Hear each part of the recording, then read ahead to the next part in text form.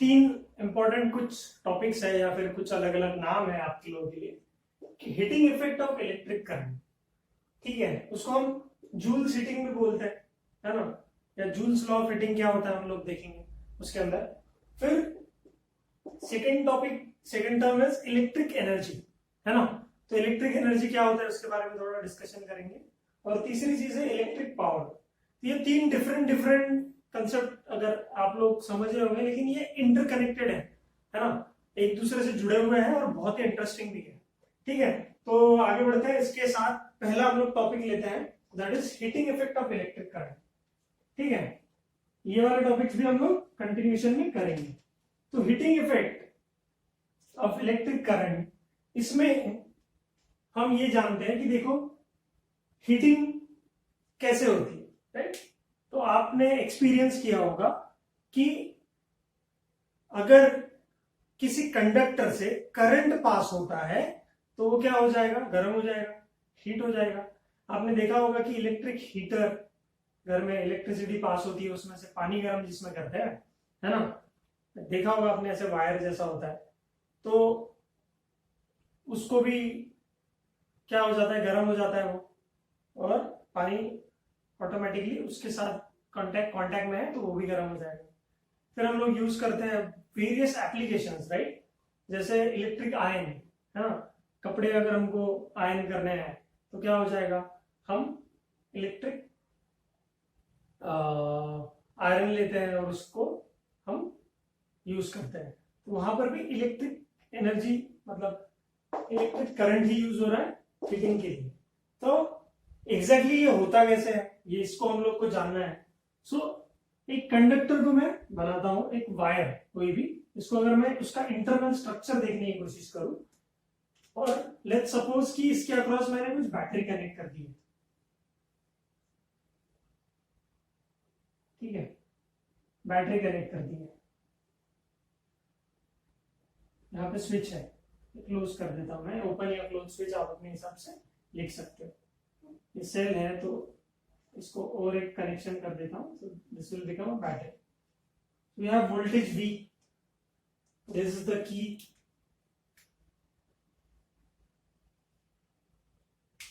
तो क्या हो जाएगा, इसमें बहुत सारे फ्री इलेक्ट्रॉन्स होंगे,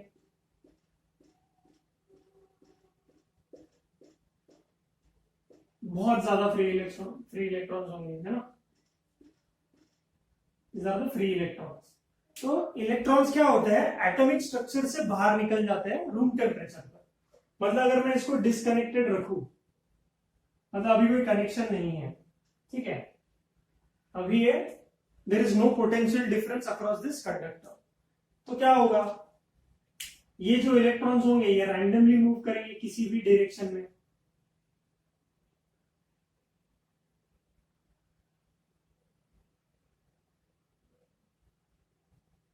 है ना, इसका कोई एक प्रॉपर डायरेक्शन नहीं है।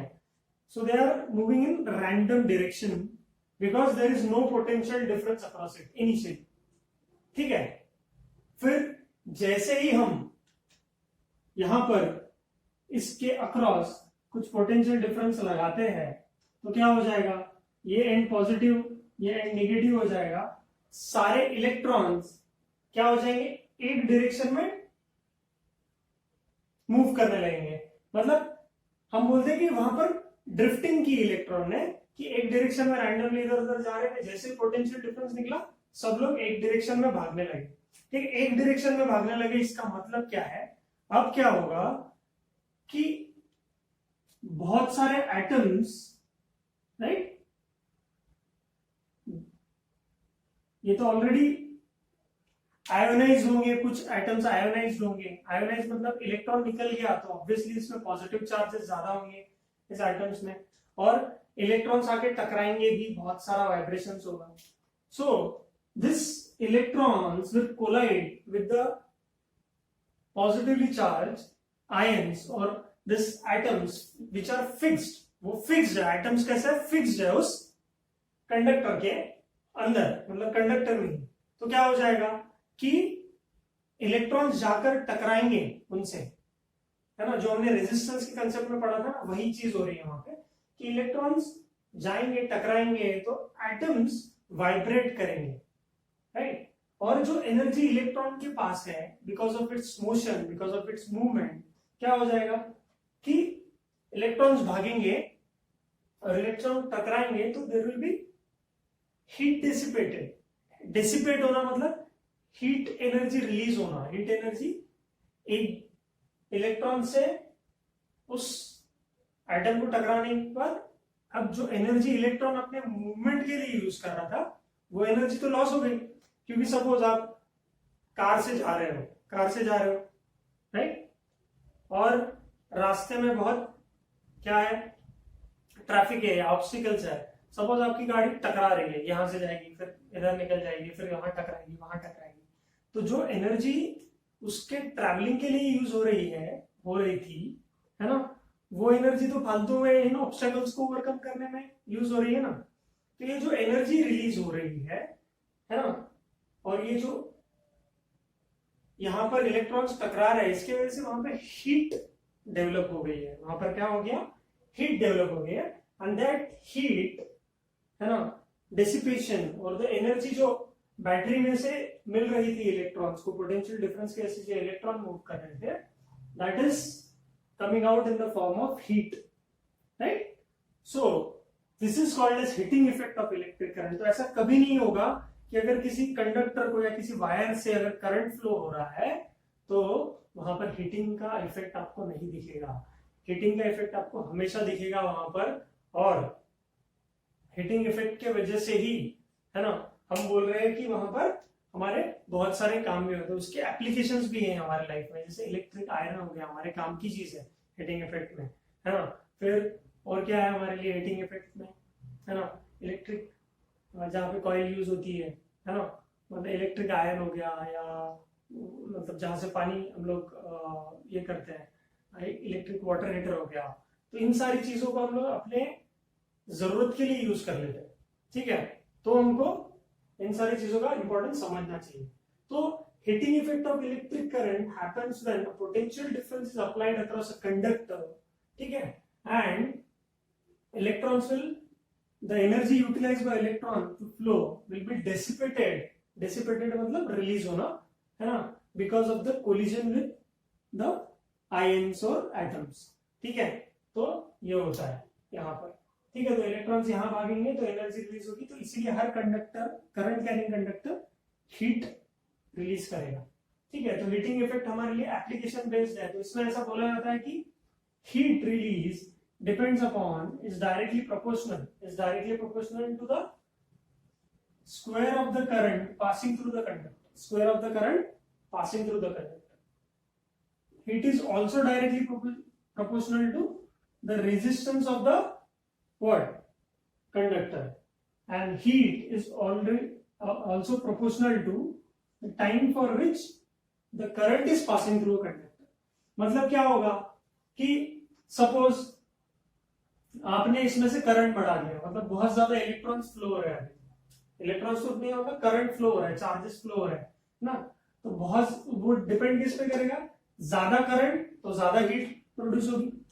फिर अगर इस मटेरियल का ही, मतलब उसका रेजिस्टेंस तो आपको पता है कौन से फैक्टर्स पे डिपेंड करता है, तो रेजिस्टेंस अगर बढ़ेगा तो हीटिंग इफेक्ट और ज्यादा हीटिंग बढ़ेगी, और ज्यादा हीट बढ़ेगी, और टाइम ड्यूरेशन बढ़ेगा। मतलब अगर आप 2 मिनट के लिए करंट सप्लाई करते हो किसी भी कंडक्टर से, किसी भी वायर से, हाँ, और एज कंपेयर टू 20 मिनट्स के लिए किसी कंडक्टर और वायर से करंट सप्लाई करते हो, सेम फिजिकल फीचर्स वाले, तो ज्यादा देर तक जिसमें आप करंट सप्लाई करोगे वहां पर क्या होगा, वहां पर ज्यादा हीट मिलेगी आपको, right. So it depends on all the 3 factors, है ना। हीटिंग, करंट ज्यादा होगा तो हीटिंग ज्यादा होगी, रेजिस्टेंस बड़ा होगा तो हीटिंग ज्यादा होगी, और टाइम ड्यूरेशन अगर ज्यादा होगा तो भी हीटिंग ज्यादा होगी, क्योंकि ये तीनों से डायरेक्टली प्रोपोर्शनल है, ठीक है। अब हम उसको और अच्छे फॉर्म में लिखेंगे, तब तक ये लिख लो, नोट डाउन कर लो।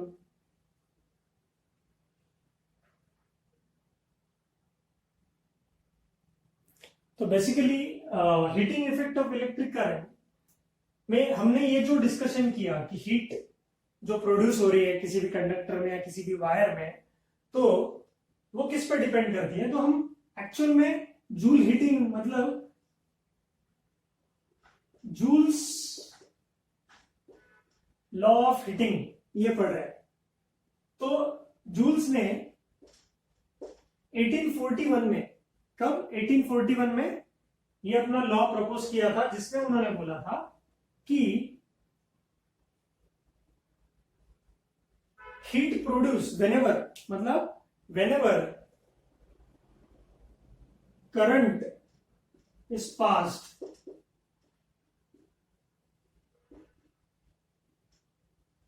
through a conductor,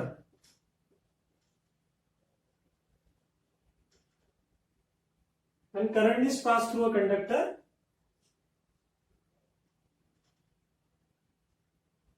heat dissipated.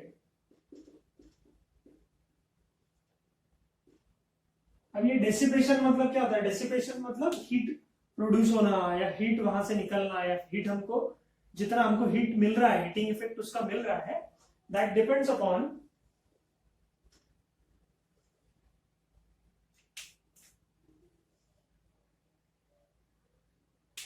क्या, heat is directly proportional to the square of the current, heat is directly proportional to the resistance, heat is directly proportional to the time for which the current is passing। तो ये हमने बात की है। तो हम इन तीनों को अगर कंबाइन करें तो हम तीनों को कॉम्बिनेशन लिख सकते हैं। कैसे लिखेंगे तीनों को कॉम्बिनेशन, ये दिख रहा है कि आपको, चलो पॉज करके लिख लो, मैं आगे बढ़ रहा हूं, ठीक है। तो we can combine all three and write it down like this, heat produce is equal to I square R into T, where T is time, ठीक है। तो इसका जो आंसर आएगा उसका यूनिट होगा, उसका ऐसा यूनिट होगा हीट का,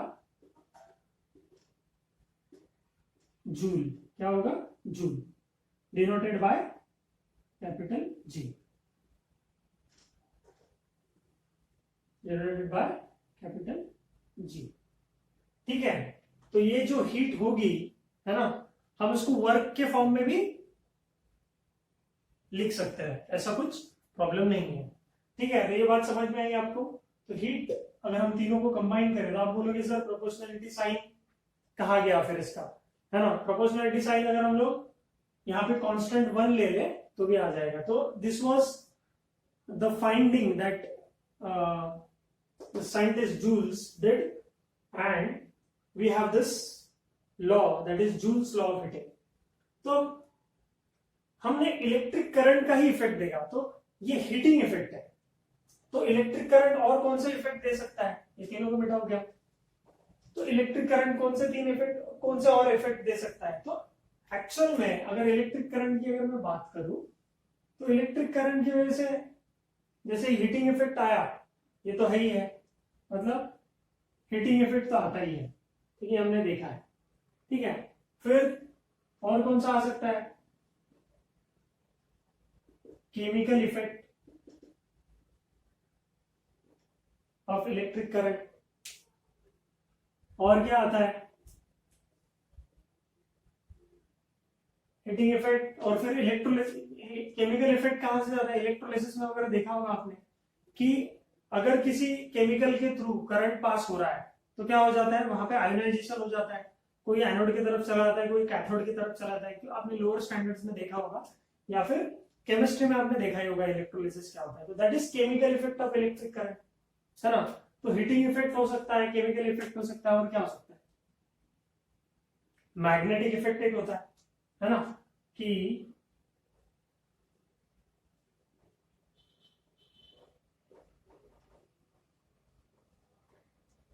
whenever current passes through conductor, किसी भी कंडक्टर से, किसी भी वायर से अगर करंट पास हो रहा है तो उसके आजू बाजू में मैग्नेटिक फील्ड होती है। इसीलिए बहुत बार आप इलेक्ट्रिकल इक्विपमेंट्स के पास जाते हो तो शायद वो अट्रैक्ट कर ले आपको because of its magnetism, because of its charges, वहां पे फोर्स एक्सर्ट कर लेगा आपको। इसीलिए आपने देखा है कि बड़े बड़े वायर्स या बड़े बड़े ट्रांसफॉर्मर्स अपने एरिया में जहां लगे हुए होते हैं, जहाँ पे ऐसा वायर का पूरा कचरा होता है, तो वहां पर ऐसा खतरा, डेंजर का सिंबल लगा हुआ होता है। उस डेंजर का सिंबल का मतलब ये है कि वहां पर मैग्नेटिक इफेक्ट होगा या फिर इलेक्ट्रोस्टैटिक फोर्स होगा या फिर करंट होने की वजह से वहां पे आपको शायद खींच लेगी अंदर, है ना, मैग्नेटिक फील्ड, मैग्नेटिक इफेक्ट। तो आपको ऐसे जगह पर बच के रहना चाहिए। तो हमने हीटिंग इफेक्ट पढ़ा, केमिकल इफेक्ट आप लोगों को अभी नहीं है, इसमें आप केमिस्ट्री में थोड़ा बहुत पढ़ लेते हो इसके बारे में, इलेक्ट्रोलाइसिस के बारे में, या प्रीवियस क्लासेस में पढ़ा होगा।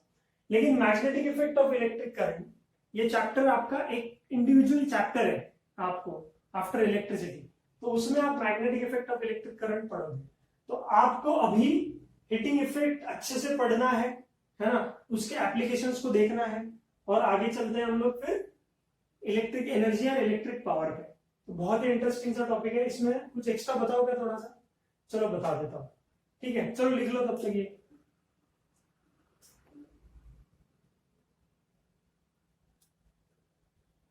तो देखिए आपको एक वर्ड यहां पर दिख रहा होगा, कैलोरी, ठीक है। तो हम हमेशा हीट एनर्जी को, या फिर जो भी वर्कआउट करते हैं, जिम में अगर कोई लोग जाते हैं, है ना, उसमें बोलते हैं कि कितने कैलोरीज बर्न किया आज, कितना एनर्जी रिलीज किया, कितना हीट डेसिपेट किया, है ना, ऐसा बोला जाता है। तो कैलोरीज भी एक यूनिट हुआ करता था, है ना, हीट का, है ना, पुराने जमाने में, अभी भी यूज किया जाता है बहुत जगह पर यूरोपियन कंट्रीज में। पर कैलोरीज को कन्वर्ट कैसे करें, क्योंकि हमारा ऐसा यूनिट तो जूल्स है, ठीक है। तो ये इस इक्वेशन को यूज करेंगे, इस हीट को निकालने के लिए, हीटिंग इफेक्ट को निकालने के लिए, हीट कितना जनरेट हुआ, हीट कितना डिसिपेट हुआ, हीट कितना मिल रहा है हमको हीट। तो इसके लिए हमारे पास ये फॉर्मूला है, तो हम ये लिख लेते हैं सीधा सीधा, हीट प्रोड्यूस डिपेंड्स अपॉन कितना करंट फ्लो हो रहा है कंडक्टर से, उसका स्क्वायर कर लो, रेजिस्टेंस कितना है वो मल्टीप्लाई कर लो, और कितने टाइम तक ये करंट हमको मिल रहा, कितना टाइम तक करंट वहां से फ्लो हुआ उस कंडक्टर में से, वो कर लो, डिवाइडेड बाय 4.18, है ना। ये एक वैल्यू है, this is called as mechanical equivalent of Joule, mechanical equivalent of Joule's heating effect, ऐसा बोला था, mechanical equivalent of Joule's heating effect ऐसा बोला था। और इसका यूनिट क्या है, मतलब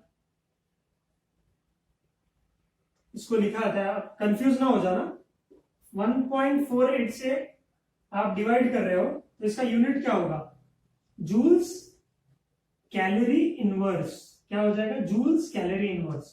तो क्या हो जाएगा, इसका यूनिट आएगा जूल्स में, ये जूल्स और ये जूल्स कैंसिल हो जाएगा, और कैलोरी का इनवर्स हो जाएगा, मतलब कैलोरी में आंसर आएगा, right. So this is mechanical equivalent. तो इसको भी कैपिटल जे से डिनोट किया जाता है, ये जूल का जे, ये यूनिट का जे नहीं है, आप प्लीज इसको लिख सकते हो कि आप mechanical equivalent of, is called as mechanical equivalent.